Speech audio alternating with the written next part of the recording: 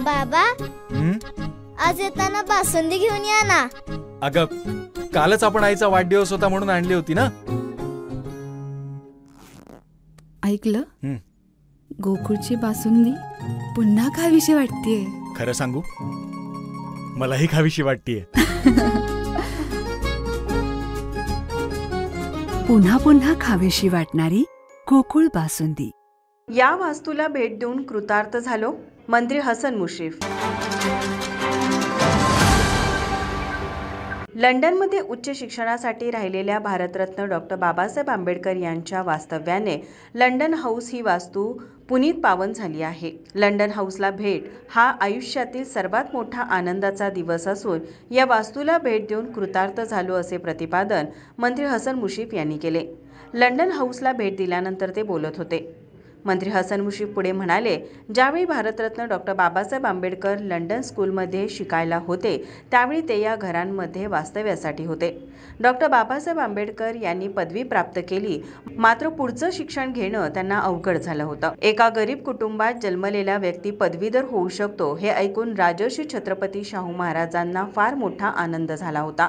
त्यांनी मुंबईमध्ये जाऊन डॉक्टर बाबासाहेब आंबेडकर यांची भेट घेतली आणि पुढील शिक्षणासाठी आपण व्यवस्था करू असे सांगितले. आपण दलित समाजातील एकमेव अशी व्यक्ती आहात की जे तुम्ही देशासाठी चांगले काम करू शकाल. त्याचवेळी राजर्षी छत्रपती शाहू महाराज यांनी डॉक्टर बाबासाहेब आंबेडकर यांना सहकार्य केलं.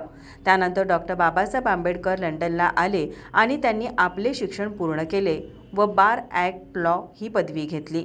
भारतात परतल्यानंतर डॉक्टर बाबासाहेब आंबेडकर यांचा यथोचित सन्मान राजर्षी शाहू महाराजांनी केला. त्याचवेळी ऐतिहासिक अशी माणगाव समता परिषद झाली होती. या सभेमध्ये राजर्षी छत्रपती शाहू महाराजांनी भाषण केले.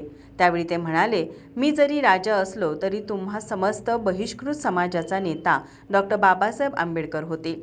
ते आपले आणि आपल्या देशाचे नाव उज्ज्वल करतील.